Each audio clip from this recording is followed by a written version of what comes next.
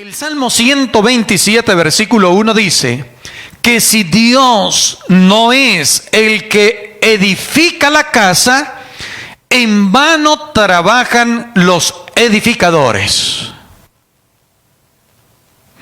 Si Jehová no guarda la ciudad, en vano vela la guardia. La Nueva Versión Internacional dice allí: en vano están los vigilantes. Porque si Dios no está, ni la mejor vigilancia va a funcionar. Si Dios no edifica, el mejor arquitecto, el mejor albañil, no van a hacer el trabajo como debería ser hecho. Dios debe siempre estar involucrado, y no como parte de, sino el que lleva adelante el proyecto, porque Él sabe dirigir bien las cosas. Dice la palabra del Señor que en vano, versículo 2, en vano le dice al padre o a la madre o al que representa a la familia: en vano es que te levantes de madrugada. En otras palabras, salgas a la calle bien temprano, trabajes todo el día, llegues vuelto un manojito de cansancio a la casa, no reposas, y cuando te sientas a comer, pues comes pan de dolores como resultado de un desgaste extremo. En vano estás haciendo todo eso. Recuerda que a su amado Dios le dará el sueño. Y me interesa muchísimo que captes el versículo 3. He aquí, herencia de Jehová son los hijos, y es cosa de estima, por supuesto, delante de Dios, el fruto del vientre. Mi querida familia y mis amados hermanos, nuestros hijos son de valor incalculable. ¿Qué valor tiene tu hijo? ¿Cuánto pedirías por él? La pregunta ofende al padre y a la madre que me escuchan. O más bien, puedo ser fácilmente confrontado con una respuesta espontánea que ni siquiera da tiempo para pensar, porque la respuesta indiscutible es: mis hijos no tienen precio, su valor es inmedible. Y eso es correcto. El valor de nuestros hijos trasciende la capacidad que pueda tener un ser humano para escribir una cifra. Nuestros hijos, hermanos, son de valor incalculable, son herencia de Dios, son estima delante de Dios, son un regalo de Dios para nosotros. Por esa razón Dios no hace silencio con respecto a nuestros hijos y los deberes que nosotros debemos tener hacia ellos. Josué, el capítulo número 13, debería ser Jueces, el capítulo 13, deberían ser palabras nuestras cuando se trata del cuidado y la educación de los hijos. Escucha lo que dice el versículo número 8. Dice lo siguiente: entonces oró Manoa a Jehová y le dijo: Señor mío, te ruego que aquel varón de Dios que enviaste vuelva a venir a nosotros y nos enseñe lo que hayamos de hacer con el niño que va a nacer. Versículo número 12. Entonces Manoa dijo: cuando tus palabras se cumplan, porque el varón de Dios vino en respuesta a la oración de Manoa, y está conversando Manoa con el varón de Dios, le dice: cuando tus palabras se cumplan, ¿cómo debe ser la manera de vivir del niño y qué debemos hacer con él? Luego hay un diálogo, o responde el ángel de Jehová y le dice cómo ha de ser la forma de vivir del niño. Ay, pastor, ¿y por qué ese ángel de Jehová no me lo dice a mí?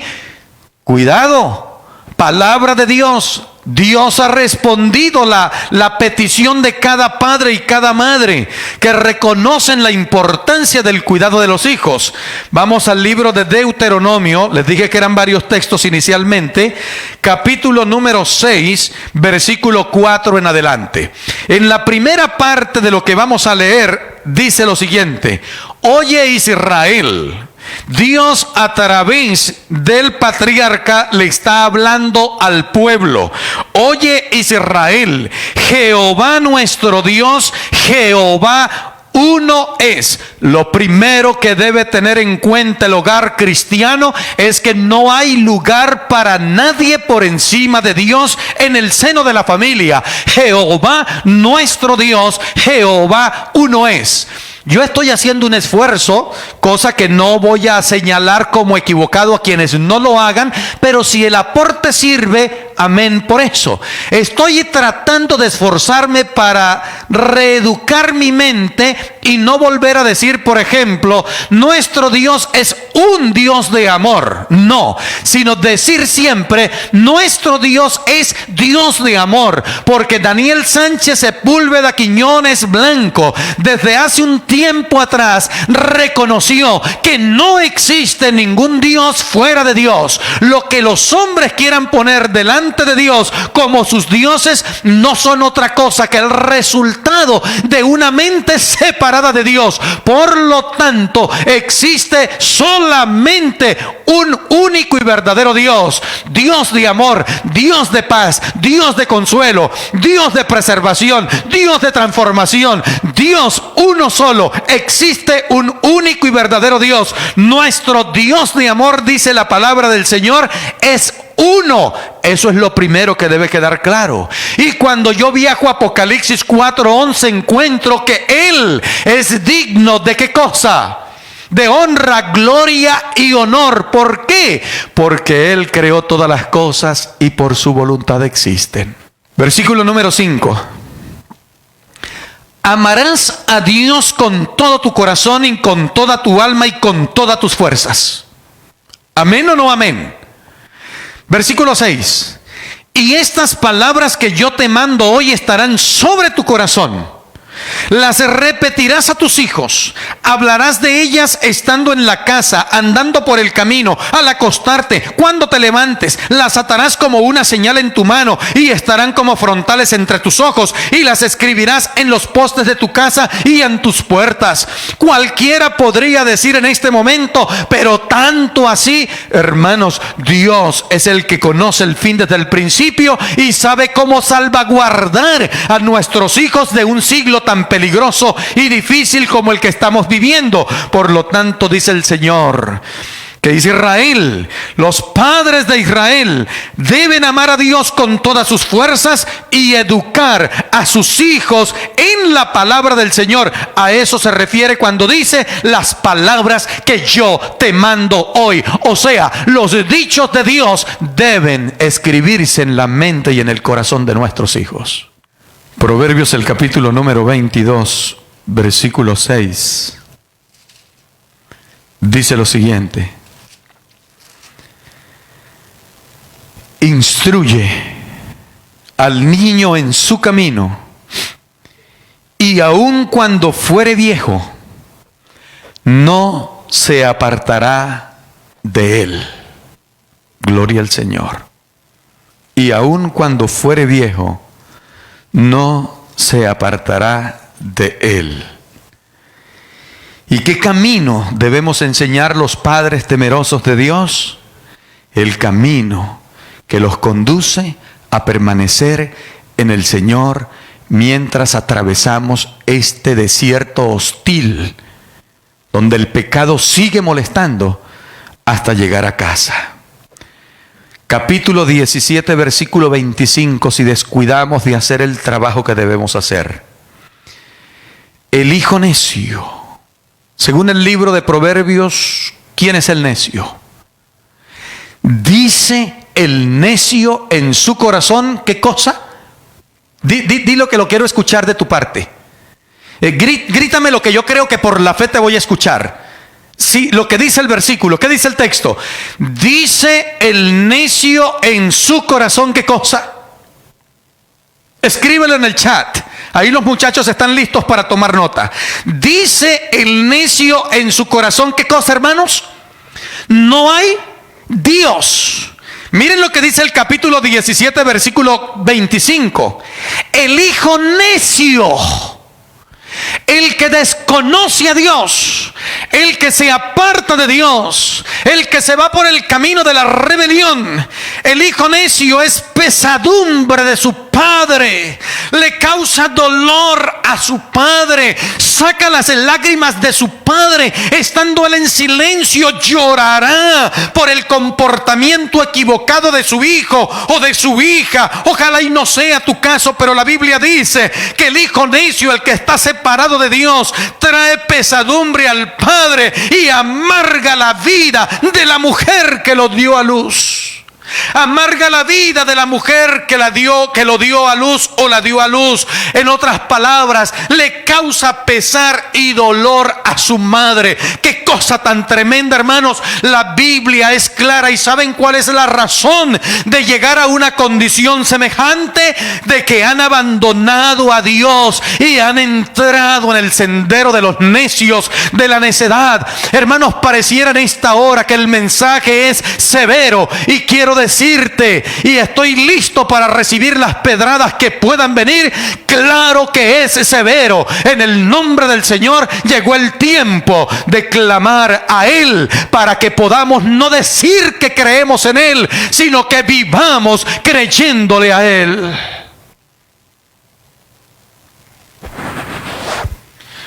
A mi querida familia y mis amados, escribió el pastor, perdonen que se me va el nombre del pastor en esta hora, no lo tengo en mis notas, llega como un chispazo porque la historia me impresionó. Para el momento de escribirlo era el director de vida familiar de la División Interamericana, de origen isleño. Él escribió un libro titulado Familias llenas de poder. Y en un capítulo hablando del cuidado que debemos tener por los hijos y de la presteza que debemos emplear para auxiliarlos, él narra la historia de una niña que una tarde se perdió en un campamento en Estados Unidos. No menciona detalles del lugar. La historia dice que sus padres en un momento dado empezaron a preguntar por ella, pues sus ojos, hasta donde podían dominar el panorama, no la ubicaban. No sé si era un campamento de familia o habían muchas familias acampando aunque no estaban relacionadas, etcétera. No hay detalles. Lo cierto es que los padres empiezan a buscar, a tratar de dominar, de ver dónde está la niña con su mirada, y no se dan cuenta. No la pueden lograr ver. Y empiezan a preguntar entre la gente por la niña. Y la gente simplemente decía, no la hemos visto. Empieza a pasar el tiempo y los padres empiezan a sentir angustia. En un momento como eso, hermanos, el protocolo se rompe. La mamá olvida que hay gente y demás, el papá lo mismo, y empiezan a gritar fuertemente el nombre de la niña, tratando de que ella en algún momento responda. Esa es la esperanza, para luego hacer, ay, mija, ¿y dónde estabas? Pero la niña no respondió. Se corrió la voz entre la gente de que había una niña perdida, y la gente empezó a unirse para ir unos por aquí y otros por allá y otros por más allá, tratando de encontrar a la niña. La historia dice que llegaron las horas de la noche y ya no fue posible seguir en la búsqueda. Pero bien tempranito, antes de que incluso saliera el sol, rayar el alba, la gente se reunió otra vez y trataban de organizarse para buscar a la niña, y alguien tuvo una idea genial. Alguien dijo, ¿por qué no nos tomamos de la mano y hacemos una fila a todo lo ancho del terreno que tenemos de aquí hacia allá? Y vamos a ir peinando el terreno, es la expresión que usa el libro, como cubriendo el terreno bien meticulosamente, para que no quede nada atrás y podamos decir hasta el final, hasta donde lleguemos, que hemos visto cada centímetro del terreno.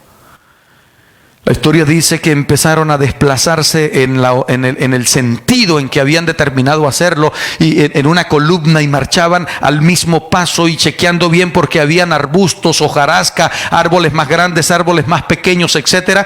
Y la historia dice que de repente se escuchó la voz, después de un tiempo de estar avanzando, se escuchó la voz de alguien que dijo: aquí está. Pero ya era un cuerpo frío, inerte. La niña había muerto. Las lágrimas de horror de sus padres se dejaron escuchar.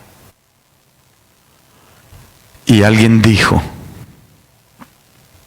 ¿por qué tardamos tanto tiempo en tomarnos de la mano para ir en su búsqueda?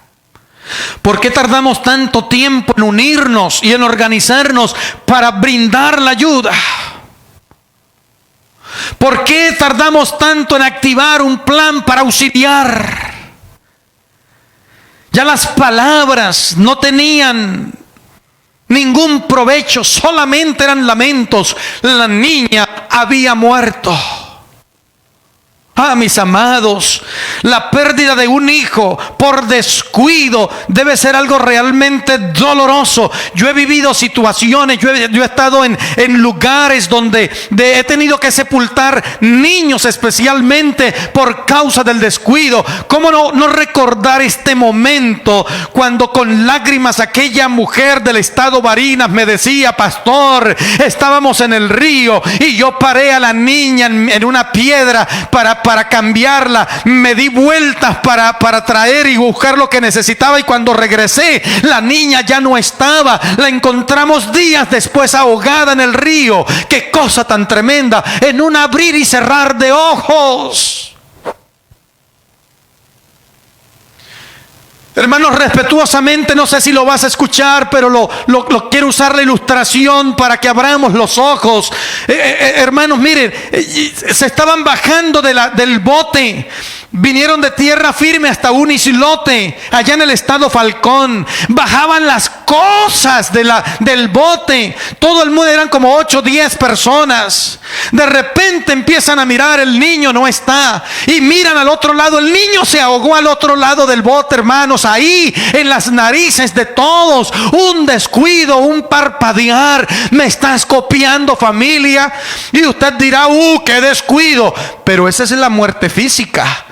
Esa es la muerte del niño de hermanos fieles, cuya promesa de Dios es que lo devolverá y se los pondrá en sus brazos. Pero yo estoy pensando ahorita en esa forma descuidada en que nosotros tomamos las cosas de Dios sin darnos cuenta que aunque tenemos a nuestros hijos delante de nosotros, pudiesen estar perdidos y nosotros somos los responsables. Pudiésemos estar con nuestros hijos físicamente en el mismo lugar y nuestros hijos estar perdidos. Pudiésemos escuchar a nuestros hijos decir: ay, todo el día en la iglesia, ay, todo ese folleto de escuela sabática. Miren, nuestros hijos no están estudiando ni siquiera el folleto de escuela sabática. Nuestros hermanos no están estudiando su folleto, no están leyendo su Biblia. Entonces, ¿qué le van a enseñar a sus hijos? ¿Qué le van a contar a sus hijos? ¿Qué cosa van a repetirle a sus hijos? Hermanos, o corremos o nos encaramamos, y el negro aquí presente de primero en la lista. Daniel, a hacer las correcciones que debes hacer, porque la salvación es un asunto que bíblicamente hablando el Señor ha presentado como un regalo de Él para mi vida, pero indica: ocúpate de ella, de la salvación, con temor y temblor. O sea, en serio y con prontitud. No dejes para mañana lo que puedes hacer hoy. La parte que resta la voy a dividir en 2 capitulitos chiquititos. Número 1, si usted no está casado todavía y usted es un joven hermoso, porque los muchachos adventistas son hermanos, mejor dicho, yo les pongo una foto de un muchacho adventista y les pongo una foto de cualquier otro joven y hay una gran diferencia. Y no estoy hablando no sé de qué cosa, es que la diferencia se nota hasta en una fotografía, hermanos. No escojas, deja que Dios escoja por ti. Porque Dios escogerá siempre dentro de lo bueno lo mejor, lo que se amolda especialmente para ti. Dios quiere escoger para ti, así como escogió esposa para Isaac. Gloria a Dios.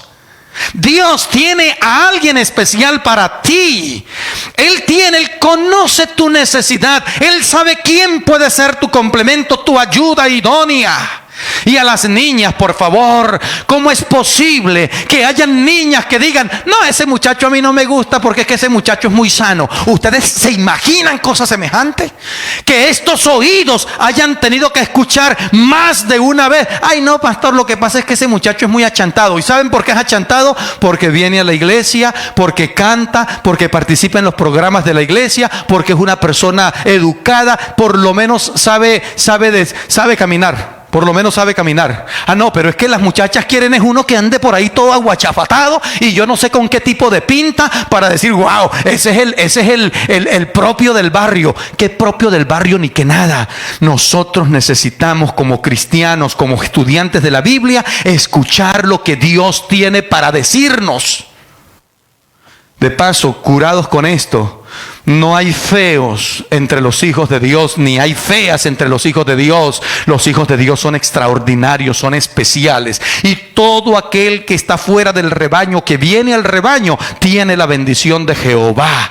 Tengamos muchísimo cuidado. Esta primera parte va con ellos para que entiendan, para que hagan el esfuerzo de creer que lo que Dios dice es cierto. Vamos a leer 1 Corintios, capítulo número 2, versículo 9.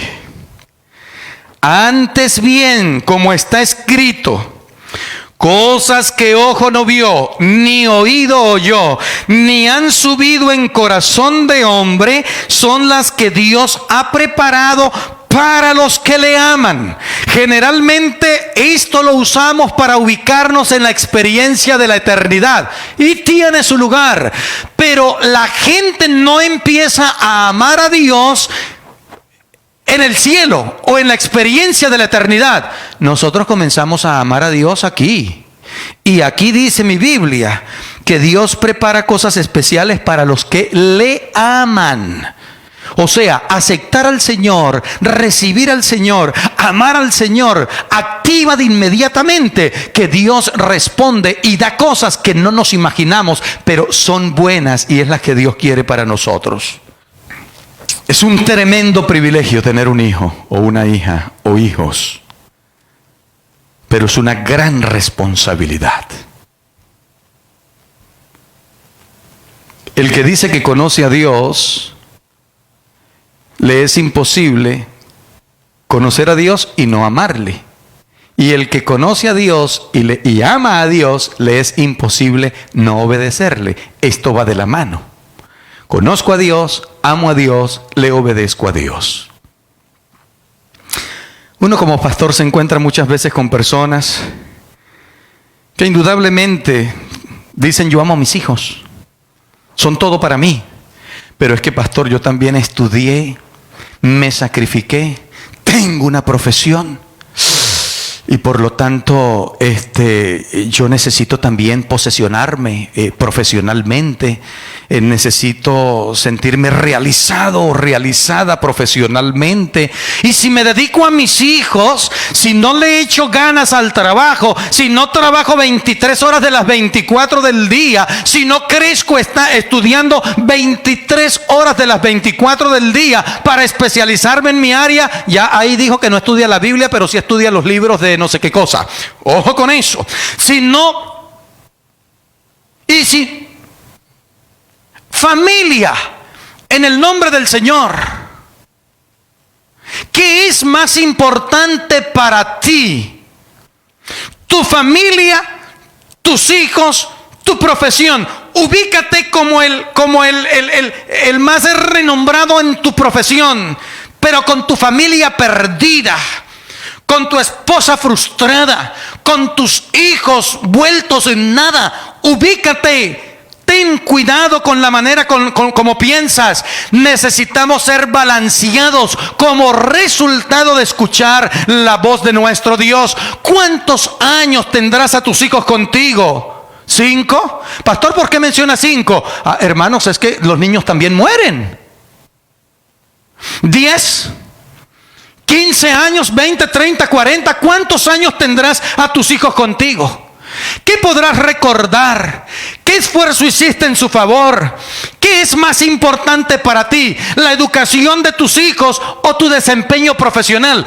Ese pastor no quiere que nosotros seamos profesionales. Miren, están ustedes chocándose con una mentira que jamás yo les he dicho. Soy el primero en aplaudir que nuestros muchachos vayan a la universidad, que estudien, que se informen, que sean útiles, pero todo en su debido lugar.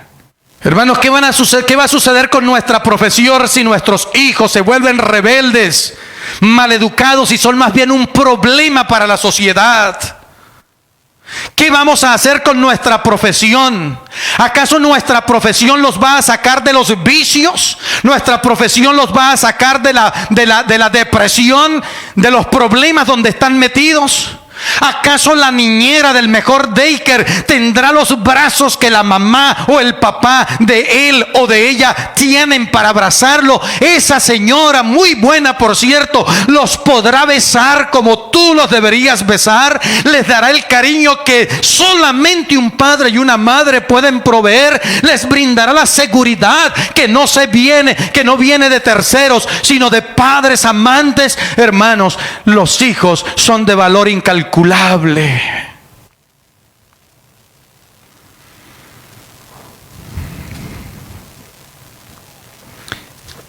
Cosas que ojo no vio ni oído oyó son las que Dios tiene preparadas para los que le aman. ¿Amas al Señor? ¿Estás esperando la respuesta o el cumplimiento de este texto en tu vida en la eternidad? Yo te animo a que lo empieces a vivir ahora, porque tú amas al Señor, no el día de la eternidad o cuando la eternidad se aperture, hablando de la redención. Yo creo que tú amas al Señor ahora. Y Dios te puede dar grandes bendiciones, no mañana, ahora, porque tú le amas. Si lo conté una vez, usted discúlpeme, escúchele la segunda, ¿sí? Eso está bien. Un día se encuentran dos madres, y una mirando a la otra, porque tuvieron años sin verse, eran tal vez amiguitas o fueron amigas del high school o de la universidad, del college. Y una mira a la otra y le dice: óyeme, ¿sabes? Yo tengo una hija o un hijo que es médico, es brillante, tiene una especialización en no sé qué. Y la otra: oh, qué bien. Y entonces, bueno, la otra dijo: bueno, sí, mire, yo también tengo un hijo y él es feliz. Hagámosle caso a Dios. ¿Qué tal si leemos en este momento 2 Corintios 4:18? ¿Listos, familia? Abran conmigo su Biblia. 2 Corintios 4:18. Escucha esto. No mirando nosotros las cosas que se ven, sino las que no se ven. Pues las cosas que se ven son temporales, pero las que no se ven son eternas. No vayas a violentar el texto bíblico. Ya tú leíste algún día en tu vida Mateo 6:33. ¿Lo recuerdas de memoria incluso? Primero el reino de Dios, primero su justicia y ayúdenme. Todas estas cosas os serán ¿qué cosa? Añadidas. Jamás el Señor le ha dicho a sus hijos que van a estar dando pena. Jamás el Señor le ha dicho a sus hijos que van a estar dando lástima por allí. Jamás el Señor ha dicho que sus hijos van a andar desaliñados. No lo ha dicho jamás. Nuestro Dios es el Rey y nosotros príncipes. Él se encarga de nuestras necesidades, provee lo que necesitamos. Bendito sea el nombre del Señor. Pero el texto indica aquí que los padres temerosos de Dios deben estar enfocados es en la eternidad de sus hijos y de sus propias vidas. La educación de nuestros hijos no depende de no dependen de un daycare, no dependen de una niñera, ni siquiera de los abuelos, ni de la escuela, ni de la iglesia misma. La base más sólida para la educación de nuestros hijos son nuestros hogares, especialmente en los primeros años de su vida, que se colocan los cimientos de lo que será su carácter. ¿Listos para escuchar lo que dice la sierva del Señor? Leo 2 citas rápidas y de corrido. Dice así la primera del libro El Hogar Cristiano, página 161. En su sabiduría el Señor ha decretado que la familia sea el mayor agente educativo. En el hogar es donde ha de empezar la educación del niño. Allí está su primera escuela. Allí, con sus padres como maestros, deben aprender las lecciones que han de guiarlos a través de la vida. Lecciones de respeto, de obediencia, de reverencia y de dominio propio. Leemos, hermanos, otra vez. Lecciones de respeto, de obediencia, de reverencia y de dominio propio. Las influencias educativas del hogar son un poder decidido para el bien o para el mal. Son en muchos respectos silenciosas pero graduales, pero si se ejercen de la debida manera, llegan a ser un poder abarcante para la vida y la justicia. Si no se instruye correctamente al niño en el hogar, ojo que aquí yo no quisiera leerlo, pero es mi deber. Si no se instruye correctamente al niño en el hogar, Satanás lo educará por instrumento elegido por él. Cuán importante es, afirma la señora White, entonces la escuela del hogar. Dije que eran 2 citas, leo la siguiente inmediatamente. Los padres no deben permitir que las preocupaciones comerciales y las costumbres máximas y las modas del mundo los dominen a tal punto de descuidar a sus hijos en la infancia y dejar de darles las instrucciones apropiadas a medida que transcurren los años. Porque un día el Señor nos mirará y nos preguntará: ¿dónde están los hijos que te di? Señor, no sé. Yo los dejé con la niñera, muy buena, y me costaba un dineral. Señor, no sé. Los traje por aquí para que los atendieran unos vecinos y los cuidaran un rato. Y no sé, ellos eran buena gente. El Señor no dejó a los vecinos para que hicieran eso. Ay, hermanos, hay familia. Debemos dedicarnos a las cosas que no se ven y a creer que nuestros hijos son una herencia que Dios nos entregó para cuidarla. Cerca de mi casa vivía X familia muy adinerada. Tenían haciendas o fincas con sembradíos de plátano en aquellos buenos tiempos de Venezuela, y se veía así por encimita que era gente acaudalada. Lo eran.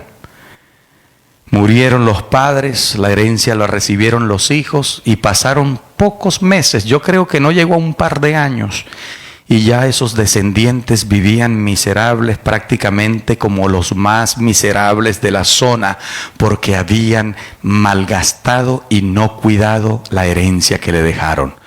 Padres, el buen Dios del cielo que vive nos ha entregado una herencia. Bienaventurado el que cuida la herencia, el que la hace producir, porque una herencia, en el término en el que estamos, tiende a ser algo material, por usar el paralelismo. Entonces, una herencia debería crecer y no decrecer, mejorar y no desmejorar, sobreabundar y no escasear. Nuestros hijos son la herencia que Dios nos dio, y tú tienes la capacidad para hacer de esa herencia algo productivo y bueno.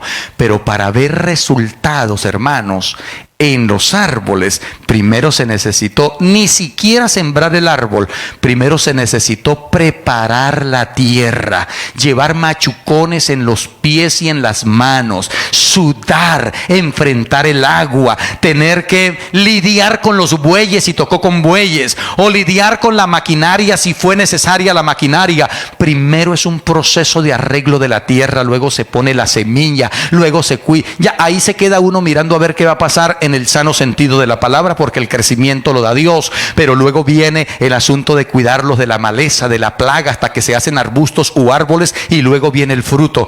Eso requiere sacrificio. Nosotros que esperamos que nuestros hijos sean por arte de magia la maravilla del siglo XXI. No, señor, nuestros hijos deben ser entrenados, educados para que sean grandes hombres y buenas mujeres, extraordinarias damas, que vengan a contribuir en favor de la salvación de otros y del bienestar de muchos, no una carga.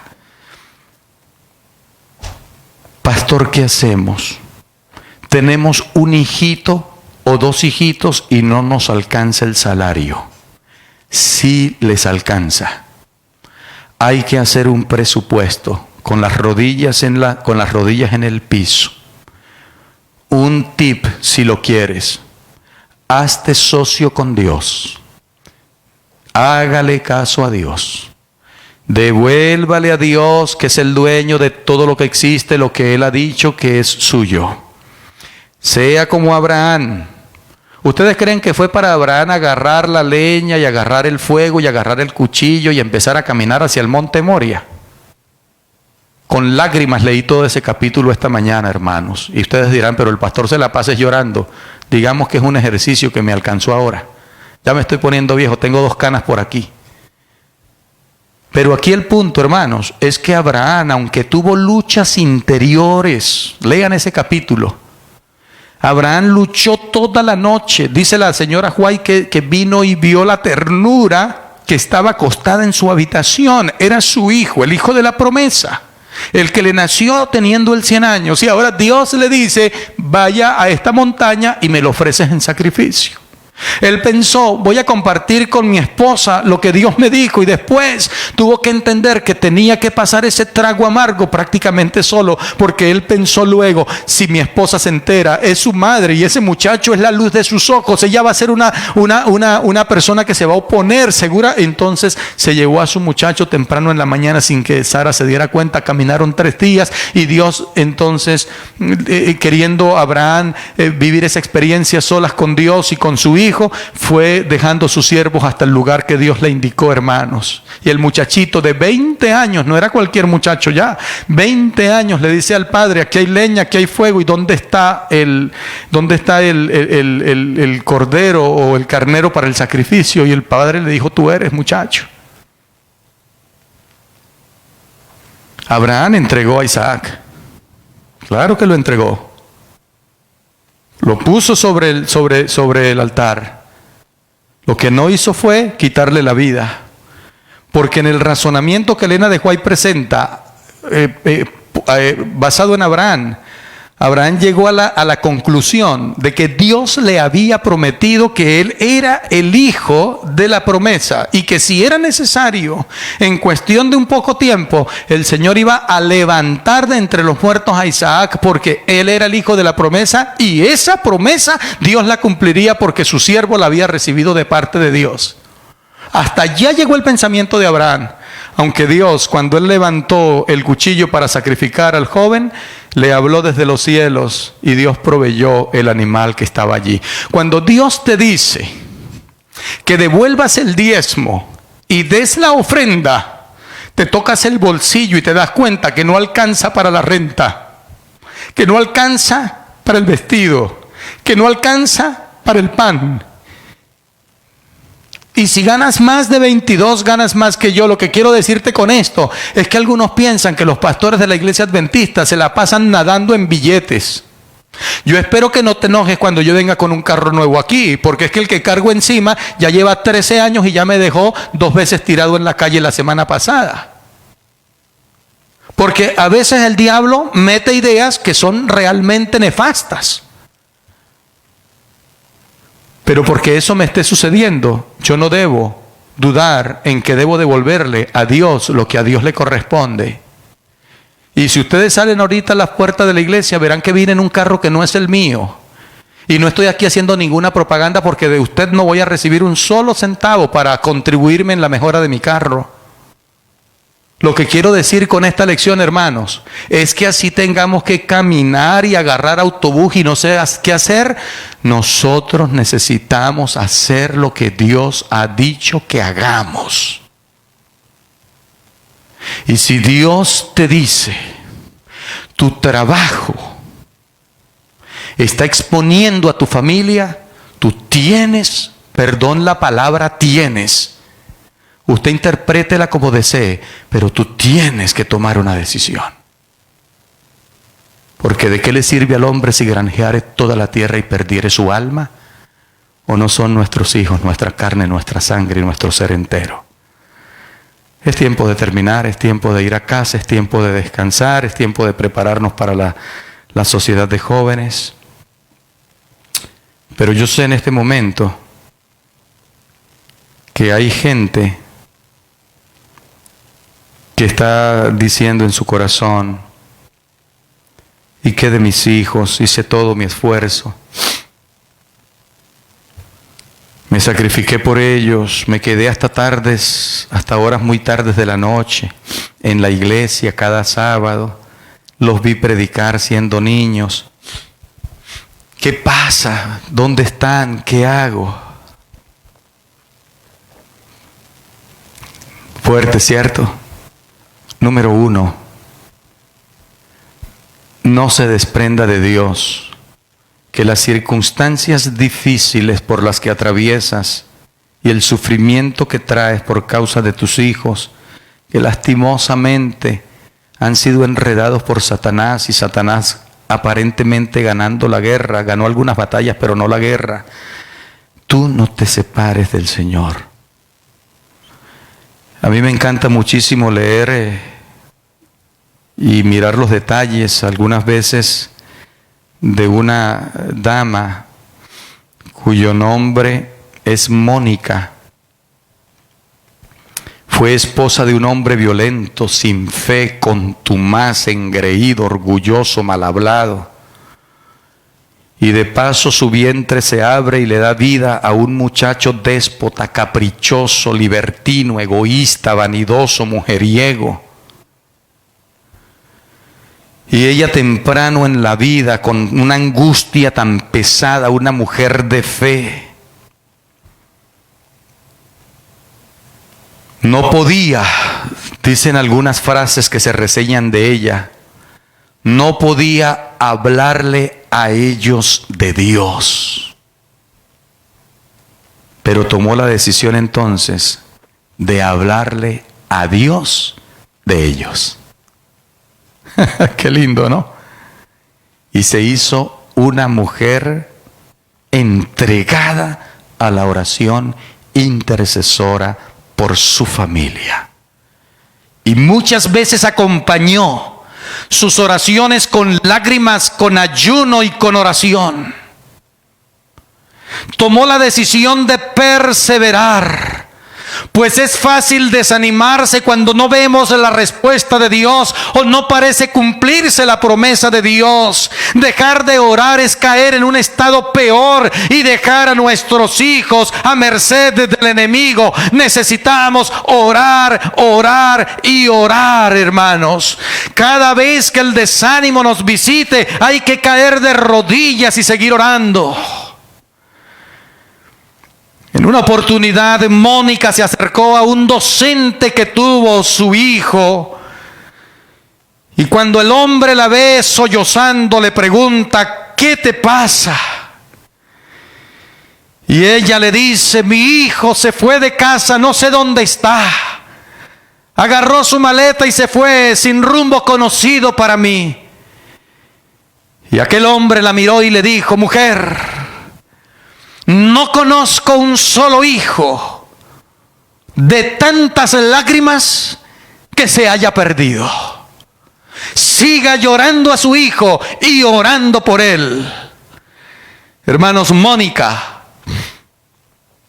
En vida era la madre del que fue el famoso San Agustín, que en un momento de la vida tuvo un encuentro con Dios, lo aceptó y se volvió de su mal camino. Padres y madres con hijos que han pasado por la fe y hoy se han separado por la razón que sea, no bajemos la guardia, no permitamos que nuestros brazos se caigan. Hay que seguir orando y clamando por ellos. Y los que tenemos hijos que están en la fe o creemos que están en la fe, por favor, no nos descuidemos. Oremos por ellos para que su fe o la profesión de fe que hacen sea sincera y genuina delante de Dios, quien todo lo conoce. Dice mi Biblia en el Salmo 127, versículo 1 y 2, lo siguiente: si Jehová no edifica la casa, en vano trabajan los edificadores. Si Jehová no guarda la ciudad, en vano vela la guardia. Versículo 3: herencia de Jehová son los hijos, y cosa de estima el fruto del vientre. Que Dios escriba su palabra en nuestra mente y corazón, y que nosotros la podamos compartir con nuestros hijos, y sean levantadas las vallas de protección que el cielo tiene en favor de aquellos que reciben oración intercesora. Y serán enseñados tus hijos por Jehová, y se multiplicará la paz de tus hijos. Que Dios derrame sus bendiciones sobre cada uno de nosotros, y que nos convirtamos en una generación que atiende los dichos de Jehová y los pone en práctica. Entonces veremos la gloria de Jehová. Hermanos, dejamos para nosotros todos la bendición sacerdotal que dice: Jehová te bendiga y te guarde. Haga resplandecer Jehová su rostro sobre ti, tenga Jehová de ti misericordia. Jehová alce sobre ti su rostro y ponga en ti paz. Amén. Recuerden suscribirse y darle clic a la campanita. Desde Toronto, Canadá para el mundo, esto ha sido Viene Pronto TV. Dios les bendiga.